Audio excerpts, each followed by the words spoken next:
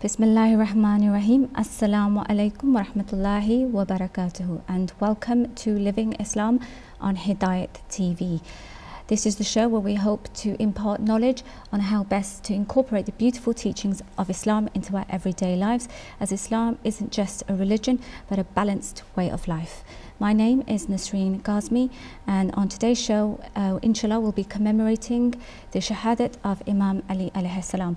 So I'd like to take this opportunity to extend my deepest condolences to all the viewers of Hidayat TV all around the world, to Rasulullah sallallahu alaihi wasallam, also Bibi Fatima alayhi salam, all the Imams, and the final Imam Mahdi Ajal Farajim Sharif as well on this very tragic occasion.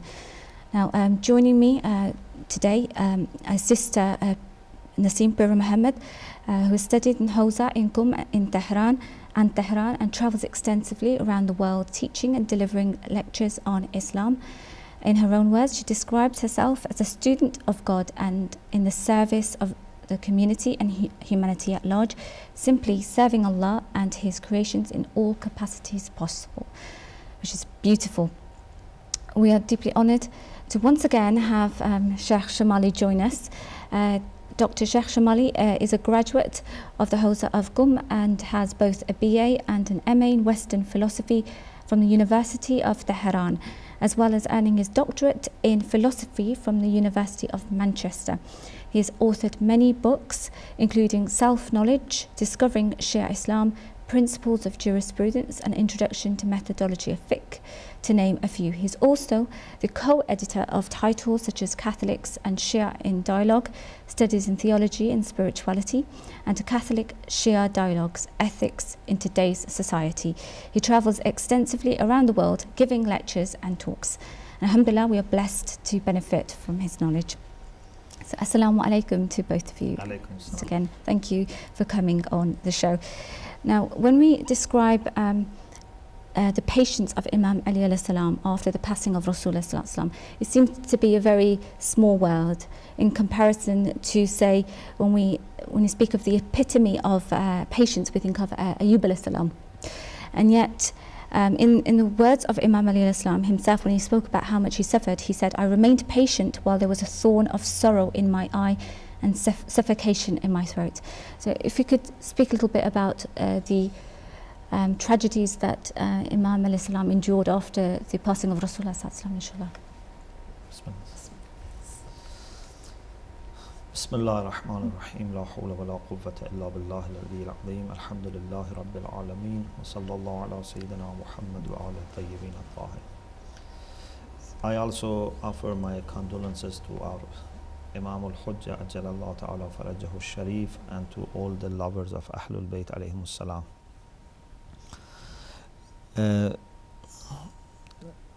The suffering of great men and women cannot be described.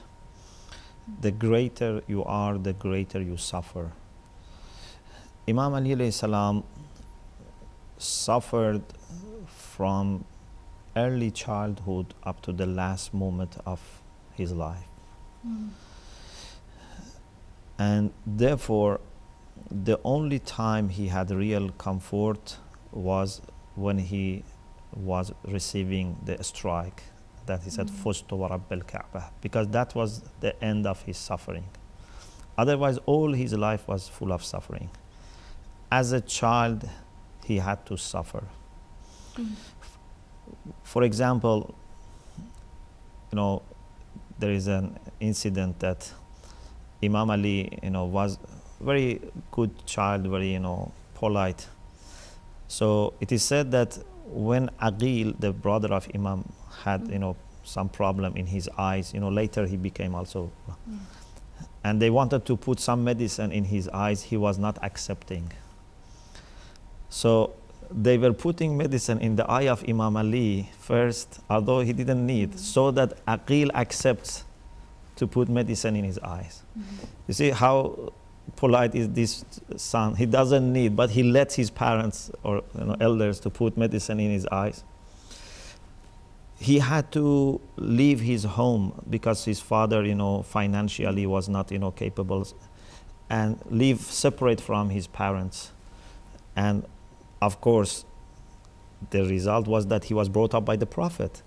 But as a child, it's difficult to live, away from your parents. In the age of 10, becoming a Muslim and seeing all the troubles, all the tortures of Muslims in Mecca, killing of the Muslims, the sanction of Sha'b Abi Talib, seeing all these things, and not just seeing, also feeling responsible. You want to do something to protect the Prophet and your brothers and sisters in faith. And then in the age of 23, migrating to Medina and being always in the battles, except, for example, one battle that the Prophet asked him to be in Medina, Tabuk. So all these sufferings. And then seeing after the demise of the Prophet sallallahu alaihi wasallam, how unfortunately some of the teachings of the Prophet were forgotten and how some changes happened. So much so that those 25 years after the demise of the Prophet were much more difficult than those 23 years of fighting for Islam and resisting. And as you said, he said, Sabartu wa fil ayni qada wa fil halq ash-shaja. My condition was like someone who has something in his eye and a bone in his throat. He cannot even breathe, he cannot even close his eyes, he cannot do anything, but I remained patient. Not only he remained patient, but he even tried to help. He tried to be of service to the community. He didn't want, to cause division for the sake of Islam, for the sake of protection of the religion of the Prophet.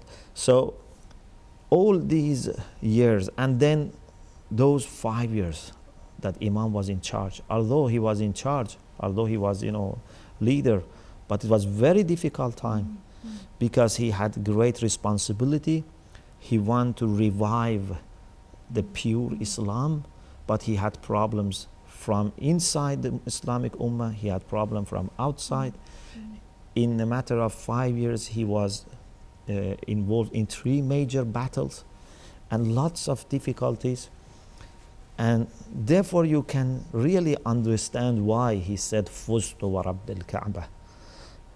A man who suffered also not because of what happened to him, but also what he knew is going to happen in future. One of the ways that Ahlul Bayt suffered, like the Prophet, like Lady Fatima, Imam Ali, is because they knew what is going to happen afterwards. They also suffered for that. So for example, when Imam Ali was looking at Imam Hussein, he was suffering because he knew what is going to happen. But something very special in the wise plan of God is that when you suffer, then you will be given so much that you will be thankful for your suffering. And Ahlul Bayt alayhimus salam knew this very well. When the Prophet sallallahu alaihi wasallam was giving the sermon about months of Ramadan in the last Jum'ah of Sha'ban, that beautiful sermon about the months of Ramadan starting, Ya ayyuhan nas qad aqbala ilaykum shahrullah. Then at the end of the sermon, Imam Ali alayhi salam said, I am quoting from Biharul Anwar, volume 93, page 356. Imam Ali alayhi salam said, Ya Rasulallah, ma afdalul a'mal fi hadha ash-shahr. What is the best action that someone can do in this month of Ramadan? فقال يا أبا الحسن أفضل الأعمال في هذا الشهر الورع عن محارم الله. The best thing is to avoid from committing sins. The best thing is to have taqwa, to have wara, so that you don't disobey Allah subhanahu wa ta'ala. If you have these, other things help. If you don't have this taqwa, no matter how many good things you do, that would not be very much helping you. Wara. This is the most important, this taqwa, this piety. Then the Prophet cried, ثُمَّ بَكَى. When Amir al-Mu'mineen asked him this question, then the Prophet cried. Imam Ali says, فَقُلْتُ يَا رَسُولَ اللَّهِ مَا يُبْكِيكَ. What made you cry? There was no reason for crying, you know. فَقَالَ يَا عَلِي أَبْكِي لِمَا يُسْتَحَلُّ مِنْكَ فِي هَذَا الشَّهْرِ. I cry because of what is going to happen to you, what people would allow themselves to do in these holy months. A month in which everyone must be careful, a month which is a month of being extra cautious, even not to harm an insect. They are going to kill you in this month. كأني بك وأنت تصلي لربك. It is as if I am seeing you. I am right there, seeing you. You are saying your prayer. تصلي لربك. So you are not going to be killed in a battle. You are not going to be killed, for example, in a fight. While you are in the most innocent condition, when a person is praying, you know, is the most innocent because he is not harming anyone. أنت تصلي لربك. You are saying your prayer. وقد انبعث أشقى الأولين شقيق آخر ناقة ثمود. Then the brother of the killer of the camel of Thamud, Ibn Muljam, according to the Prophet, is described as the brother of that person who slaughtered that camel. That person would come and kill you. Then the Imam alayhi salam, without thinking about anything, without, you know, thinking that it would be terrible to be killed, you know, just he said, am I going to be killed fi salamatin min dini, while my iman is to be okay, I am on the right path, right, you know, line? The Prophet said yes. Then Imam Ali said, so I don't worry. And then the Prophet said, kayfa sabruka, how would be your patience? And Imam Ali said, this is the place for thankfulness. This is the place for shukr. So a person like Imam Ali alayhi salam, who is trained by the Prophet, when the Prophet wants to test his understanding, of course to show people his understanding, he says that when I am going to be killed is to make me thankful. So this is very important. Patience of the thankful people. Suffering of the thankful people. And this is why in the month of Rajab, in one of the du'as that we say after each salat, we say, Allahumma inni as'aluka sabra shakirina lak. I ask you to give me the patience of the thankful. Or in Sajda after Ziyarat Ashura, we say, Allahumma lakal hamdu hamda shakirina laka ala musabihim. All praise is due to you, the praise of the people who thank you for the calamities that happen to them. So this is a great lesson. When you suffer, don't think you are a loser. When you suffer, don't think Allah has forgotten you. Because you are not, you know, important, Allah doesn't bother. You know, sometimes when you suffer, it's very much, you know, painful to think that you suffer because you are a bad person. You suffer because Allah has forgotten, Allah doesn't care about you. No, this is not the case. Yes, sometimes people suffer because they are bad people. It's their own made, you know, problem.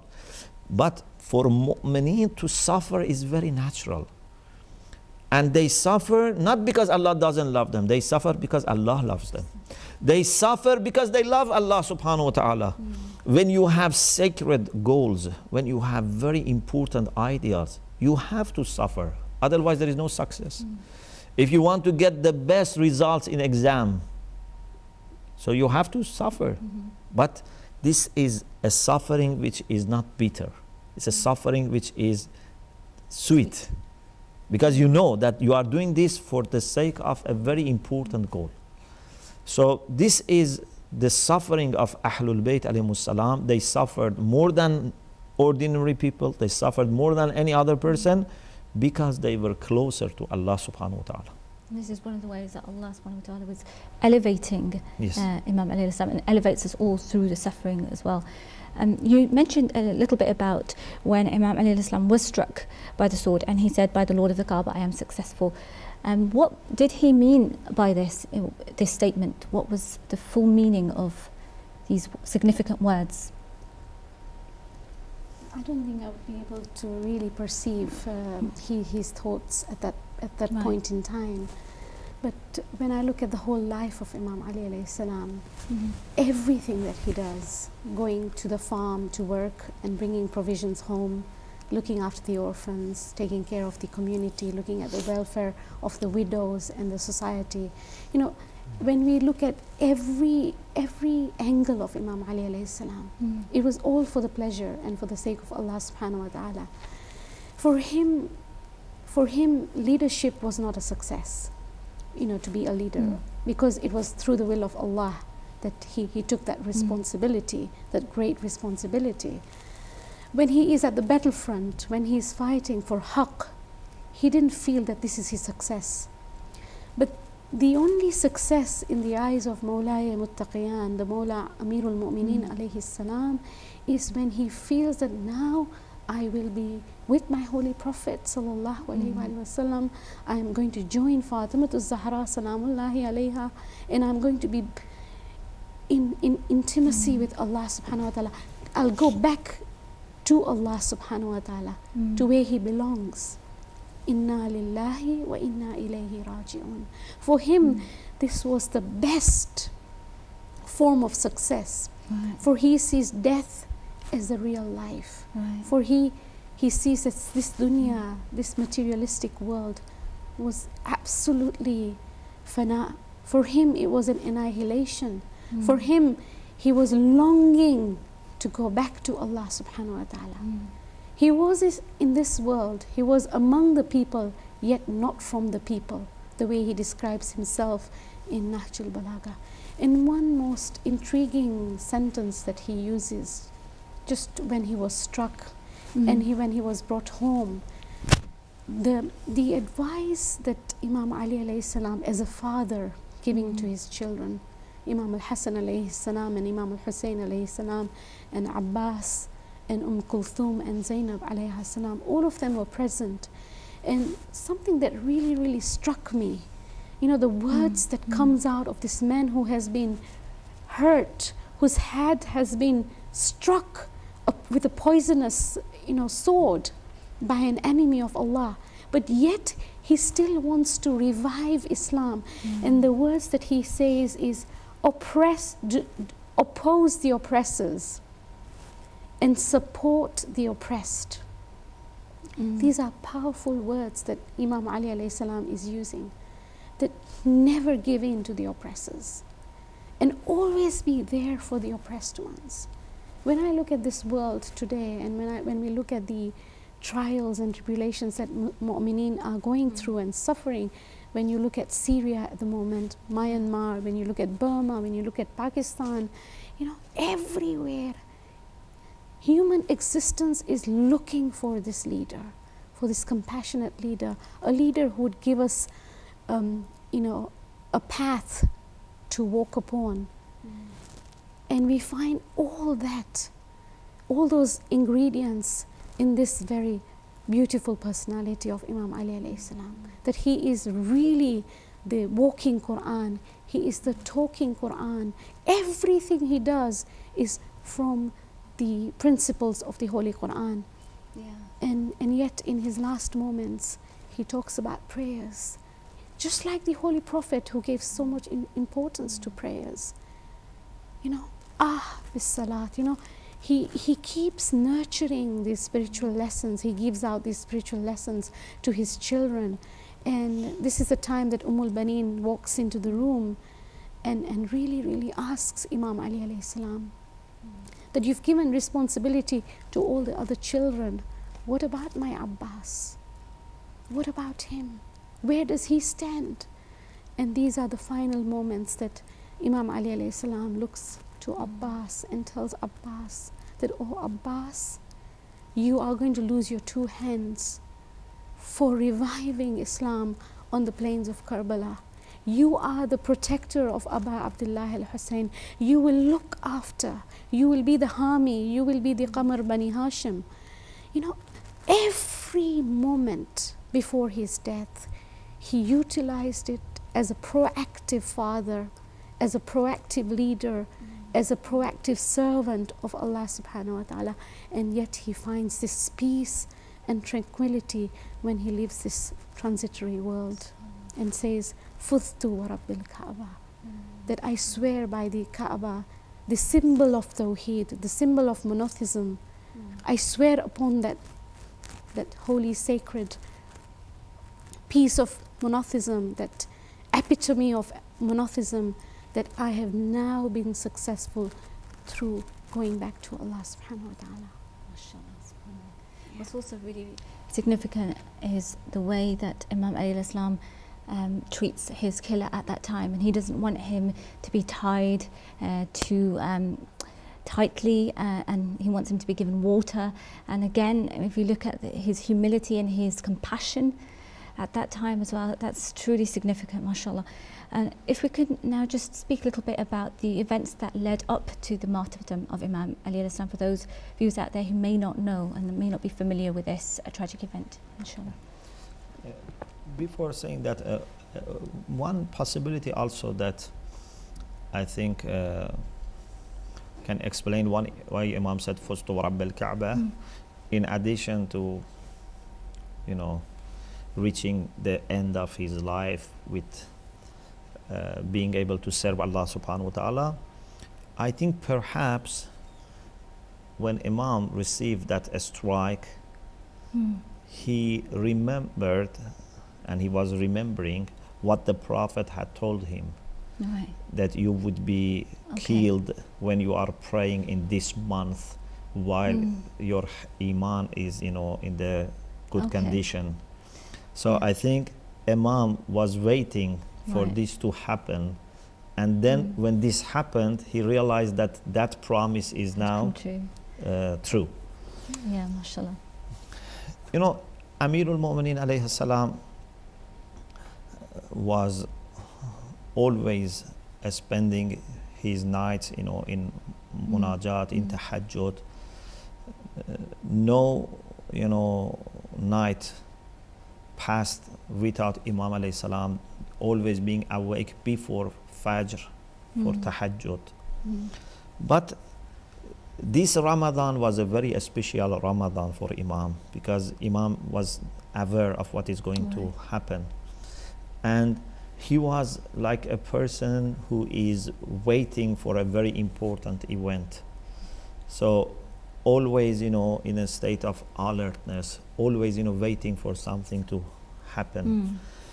And therefore, the way he was, for example, eating, for example, breaking his fast, or, you know, eating for suhoor, you know, this was all different. He was there physically, but I think everyone knew that Ali is not there, you know, he is somewhere else. He is waiting for meeting Allah subhanahu wa ta'ala, just for the call, waiting for the call. And, you know, when Imam spent, you know, that night with his daughter, and, you know, how simple was the food of Imam. He just, you know, chose very simple food. And when Imam alayhi salam was going to leave the house to go to the mosque for being ready for salat and leading the salat, even the nature was aware of that. Even the animals were aware. You know, the dogs, you know, for example, you know, even, you know, the door, you know, was not, you know, letting Imam, was, you know, catching the dress of Imam, because they are knowing, they are aware that a great tragedy is going to happen. They are going to lose a person that no one would be like him in future. And therefore, a kind of pain, a kind of sadness was there. not only on the earth, even the angels were aware of what is going to happen. And when Imam received this strike, then a call from heaven, came that by God, the cousin of the Prophet is killed. The Imam Ali is, has received a strike. So it is very difficult time, and God knows what happened to the children of Imam alayhi salam. Having no prophet, prophet was not with them, lady was not there. Imam was the only one as a, as a father to provide them, yes, as a guardian, being father at the same time being mother, filling the gap of Lady Fatima for them. So for them, this was a big loss, especially for the daughters of Imam, especially for Lady Zainab Salamullah alayha. And Imam was very aware. So when they were taking Imam to the house, although Imam was, injured and Imam was not feeling well, but he said, let me myself walk in. I don't want my daughters to see me that I am, not being able to walk. So it's very difficult time, and we pray that inshallah Allah subhanahu wa ta'ala, because of all the suffering of Ahlul Bayt alayhimus salam, give us inshallah courage and strength to follow their footsteps, and inshallah at least we bring a little joy to them by being good mu'min. They suffered a lot in order to help us, in order to guide us. So if we are good mu'min, if we practice well, at least we can make them a little bit happy, so that their suffering is reduced. But if, na'uzu billah, by our actions, we make them sad, we make them regret that they have such followers, then we will never be forgiven. Like Imam Hussein al-Islam said famously that he had the very best companions anyone could have had. And it seems from the life of Imam Ali al-Islam, he didn't have the same thing. He didn't have loyal supporters around him. Do you think this is part of the reason why our last and final Imam Ajal Farajam Sharif is not present, because there are not enough of us who are loyal supporters for him? So this is one of the reasons why he hasn't reappeared and we are without him. I just feel that I can really feel the pain of our Mawla Ajjalallahu Ta'ala Farajahu Sharif, that he is so ready. He's, as we had explained in the previous shows, that he is ready, he's waiting, he's proactively waiting. He is the Al-Muntadir and Muntadar. He is awaiting and waiting. But he doesn't have the quality mu'mineen, the people who would be able to help him in providing this universal governance. And this is where Imam Hussein alayhi salam was so blessed to have those beautiful, loyal companions and vanguards of Imam al-Hussein alayhi salam. And Imam al-Mahdi Ajjalallahu Ta'ala Farajahu Sharif is really waiting for the Abbas. He is waiting for the Awn and Muhammad. He is waiting for women and sisters and mothers like Lady Zainab Salamullahi alayha. So I think it's our responsibility as individuals. If each one of us took that responsibility and proactively worked towards his preparation, inshallah Imam would reappear. But this shows a weakness within ourselves, that we haven't really worked on our soul, and we haven't nurtured ourselves spiritually to be able to bring this Imam, and make him our universal leader. For this leader is for all. He's not just for the Shi'as, but he is for every creation, and he is in intidar, waiting for us. No, to some degree we're paying lip service, but there's no sincerity or genuineness behind our actions, and we need to work on that, to be loyal supporters to him, inshallah. On a final note, before we have to end the show, unfortunately, how would you describe Imam Ali al-Islam wanted his Shia to be? This is an important point for all of us to take on board. Imam Ali alayhi salam himself says, Shi'atuna al-mutabadhiluna fi wilayatina. المتحابون في محبتنا. Our Shia are those that are so close to each other. They have such an intimate relation that because of our wilayah, they give each other. Because of our love, they love each other.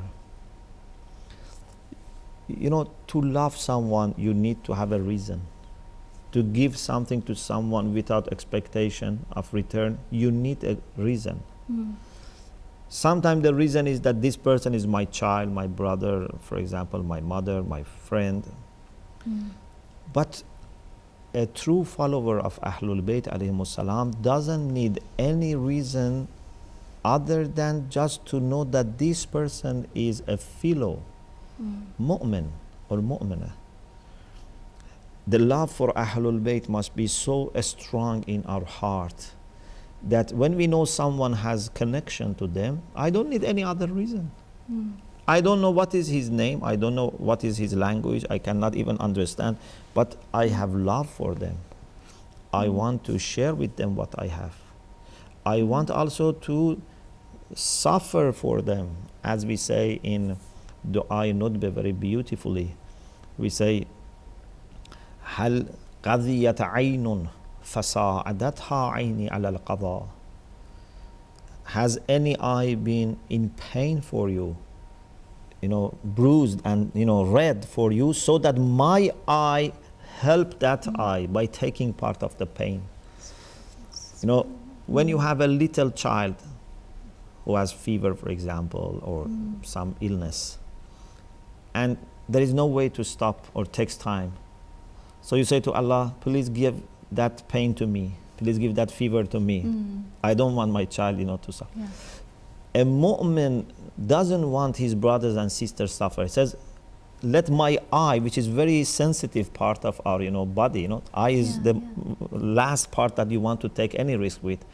You say, let my eye take part of the pain. So Amir al-Mu'mineen says, our Shia are the people who are not just loving us or ready to give money to us. Al-mutabazilun, they give each other. Fi wilayatna. Al-mutahabun, they love each other. Fi mahabbatna, because of our love, they love each other.